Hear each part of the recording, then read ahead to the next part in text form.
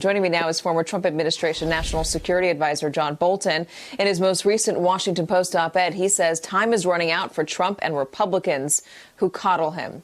Ambassador Bolton, thank you very much for joining us. As somebody who has been inside the national security apparatus at high levels, including in this last administration, tell our audience what the risks are of the president refusing to allow a transition of power, refusing to allow Biden the national security materials he needs to make sure that he has his team in place and ready to go on day one. Well, I think the mistake that's being made right now is not just access to the president's daily brief or intelligence materials. I think it's failing to put the entire transition process into effect.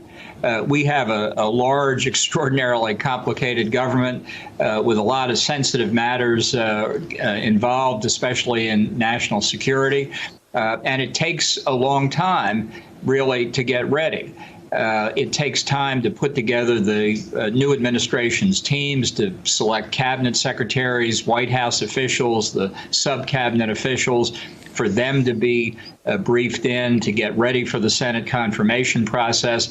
And I think we saw the effect of not proceeding expeditiously in the 2000 election, when for 37 days the Bush team was effectively barred from access to government facilities and personnel and information. And that was potentially dangerous, as the 9/11 Commission pointed out. The fact is, we need to relook at the Presidential Transition Act. What a prudent president would do at this point is to say, I haven't given up in my claims that I've won, however delusional we may think they are, but it is responsible on behalf of the American people to prepare, in this case, the opposition candidate for the contingency that he may win. Let the full transition process proceed. It does not imply the legitimacy or agreement with Biden's claim that he's won the presidency, but just allow them to get ready. That's good for the American people. It's not harmful to Donald Trump, although that's the way he apparently sees it.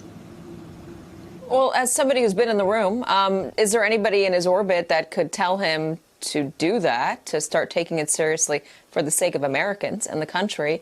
Or is he just so stubborn that he doesn't care about that? Well, the interest that Donald Trump is pursuing is quite clear, and that's Donald Trump.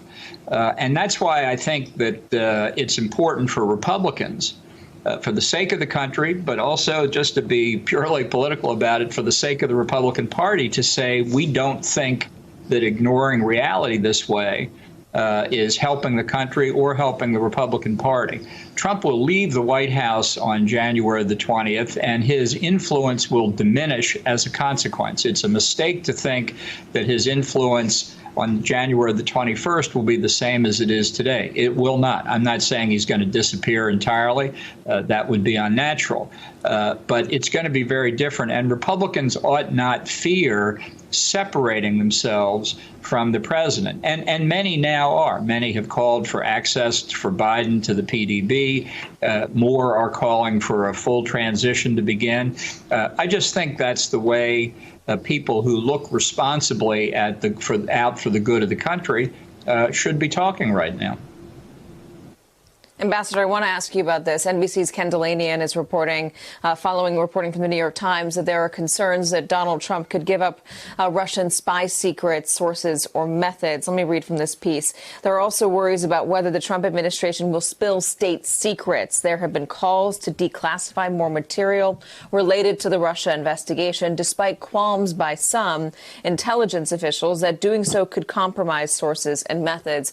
I was speaking with Congressman Jim Himes, who's on the Intelligence Committee yesterday, and he was saying that he has a good idea of what the president wants to release, and he worries that it's the sort of thing that could get people who are helping the United States understand the inner circle, or Vladimir Putin's inner circle, could help these people or help Vladimir Putin put a bullet in some people's heads. He was that blunt about it.